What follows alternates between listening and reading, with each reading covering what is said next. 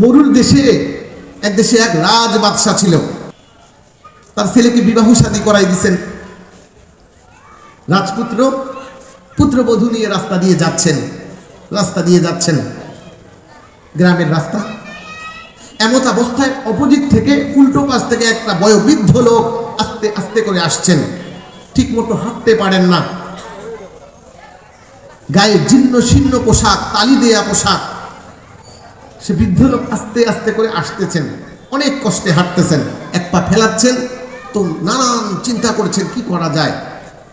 তিনি হাঁটছেন ঠিক, কিন্তু তার স্মরণে খেয়ালে আল্লাহ পাকের জিকির, দুনিয়াতে তিনি নাই, এমন চিন্তা ভাবনা করে রাস্তার এক পাশ দিয়ে হাঁটতেছেন। এমত অবস্থায় রাজার পুত্রবধূ সেই রাস্তা দিয়ে হাঁটছেন।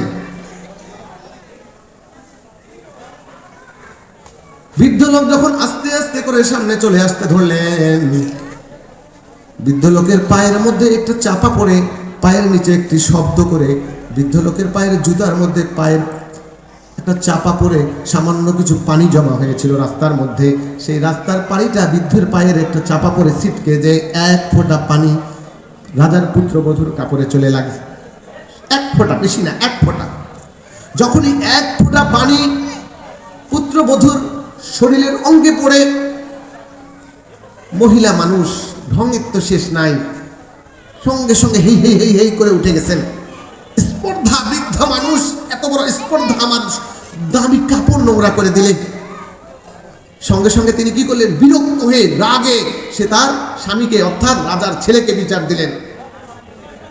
ওগো শুনছ, দেখেছো এই বৃদ্ধার কি বড় স্পর্ধা, সে আমার কাপড় নোংরা করে দিয়েছে, আমার এত দামি কাপড়টা নোংরা করে দিয়েছে, কত বড় স্পর্ধা দেখো। রাজার ছেলে রাগ তো কম না। রাজার ছেলে কি করলো, বৃদ্ধর বৃদ্ধ, বুড়ার বুড়া, এত বড় স্পর্ধা, ঠাস করে কষে একটা গালে চড় লাগাই দিছে। বৃদ্ধ তো সঙ্গে সঙ্গে গালে হাত দিয়ে হতভম্ব, হতবিহ্বল হয়ে গেল। এটা কি হলো? ও এক হাত দূরেও পড়ে গেছে, বৃদ্ধের গায়ে তো জোর নেই, চটকে গিয়েছে। গালে হাত দিয়ে চিন্তা করলো এটা কি হলো। কয়েক সেকেন্ড কোনো কথা নাই বৃদ্ধের মধ্যে, চোরের যে রিয়াকশন শরীরের মধ্যে পড়ছে, কয়েক সেকেন্ড কথা বলতে পারে নাই। যখন হুশ চলে আসছে, তিনি সঙ্গে সঙ্গে আল্লাহ পাকের দিকে চাইয়েছেন, উপরের দিকে তাকিয়ে বলছেন, আল্লাহ তারা হুন, আল্লাহ তোমাকে তো আমি দেখতে পারি না, ঠিক আছে দেখতে পারি না, অতারা কুল্লা শাই, তুমি তো সবকিছু দেখো, বিচরণশীল সবকিছু তুমি দেখো, তোমাকে তো আমি দেখতে পারি না, ঠিক আছে ঠিক আছে তোমাকে দেখতে পারি না, কিন্তু তুমি তো ঠিক দেখো, অতারা কুল্লা শাই ফারা তারা ভাবি, আমার উপর কি হলো এই মুহূর্তে তুমি দেখলে না, আমার উপর কি জুলুম হলো তুমি দেখলে না। এই অভিব্যক্তি আল্লাহ পাকের কাছে জানানো সঙ্গে সঙ্গে রাজার ছেলে সেখানে পড়ে ছটফট ছটফট করতে করতে মৃত্যুবরণ করেন। সঙ্গে সঙ্গে পায়রা পেয়াদা যারা ছিল সঙ্গে সঙ্গে রাজাকে খোঁজ দিতে গেছে, রাজা সাহেব দুর্ঘটনা ঘটে গেছে, আপনার ছেলে তো রাস্তার মধ্যে ছটফট করতে করতে মারা গেছে, তাড়াতাড়ি চলেন। রাজা বলে এত বড় স্পর্ধা, কোন এলাকার লোক আসলো, কোন বাচ্চা চলে আসলো, কোন এন্ট্রি পার্টি চলে আসলো আমাকে সাহায্য করার জন্য, আমার ছেলেকে ধরাশায়ী করার জন্য, এত বড় স্পর্ধা, সকলে চলো। পায়রা পেয়াদা নিয়ে চলে গেছেন সেই রাস্তায়, যে দেখেন আশেপাশে তো কোনো শত্রু সামন্ত কেউ নাই, ছেলে পড়ে মারা গেছেন, লাশটা পড়ে আছে, একটা বৃদ্ধ সাইডে দাঁড়ায় আছে। তিনি আরেকটু এগিয়ে গেলেন, আশেপাশে আরো শত্রু থাকতে পারে, সাবধান। আরেকটু এগিয়ে গেলেন, যে দেখেন যে বৃদ্ধ একাই দাঁড়ায় আছে লাশের সামনে।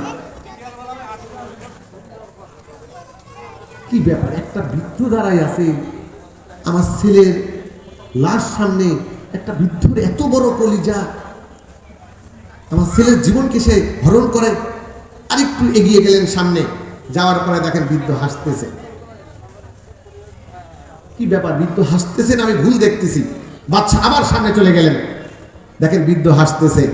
প্রেমিকের ভালোবাসা এমনই হয়। কি বলছে? প্রেমিকের ভালোবাসা এমনই হয়। বাচ্চা বলছে, কি ব্যাপার, এই লোকটা পাগল না, কি বলে এইসব? আমি একটু সামনে আগায় গেছে, এই কি বলে সব, কি বলছো?